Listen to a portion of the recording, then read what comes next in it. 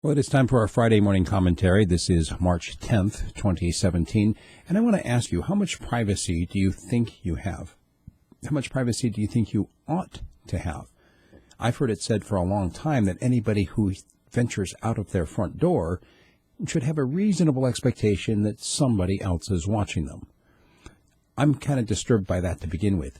Now we are finding out that the CIA has been snooping on people's smartphones and their smart TVs and anything else that has a microphone or a camera, whether it's their computer or even other devices, anything at all that you bring into your home now, they think it's their right to use that to spy on you.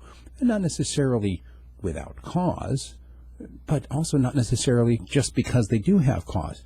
You look at some of the stuff that Edward Snowden revealed, this idea that they have these mass surveillance programs out there. They're just constantly monitoring people, and then they can go back in once they have a specific target in mind and review all this stuff that they've already collected. I don't like having somebody collecting on me. I don't think most people do. I mean, look, if you're sitting there watching TV and you look out and there's some peeping Tom outside your window just staring at you through your window, what would you do? Wouldn't you maybe, I don't know, get a BB gun or something else and say, hey, get off my property? Would you call the police? I mean, the idea of a peeping Tom has always been wrong. People can't just come up and stare in your window and look and see what you're doing. They're not supposed to anyway. Why is it that we feel like it's okay for somebody because they put on a particular costume, whether it's a military or a law enforcement or a robe, a judge of some kind, whatever, that somehow they have the right to do that? If it's wrong for a regular citizen to do it, it should be wrong for members of the government, whatever branch, to do it.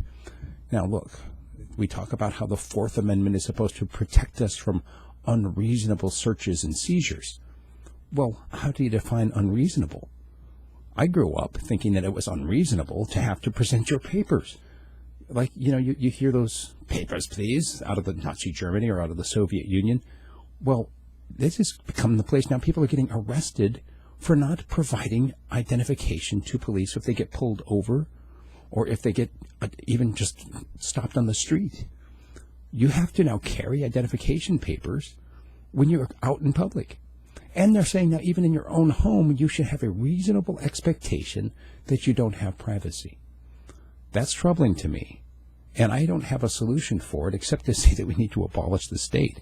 But, people consider that to be some kind of a radical, dangerous idea. I don't know. What do you think? Send me an email, steve@radiofreespeech.com. I'd love to have a more in-depth conversation about this and maybe look at, historically speaking, what happens when people no longer have a reasonable expectation that they can speak their mind, that they can actually tell people what's going on inside their head. Because if you cannot speak openly about what you're thinking, if you have to worry about somebody watching you all the time, then you're not living in a free society, plain and simple. If you like what I'm doing, please support me at radiofreespeech.com. Thank you.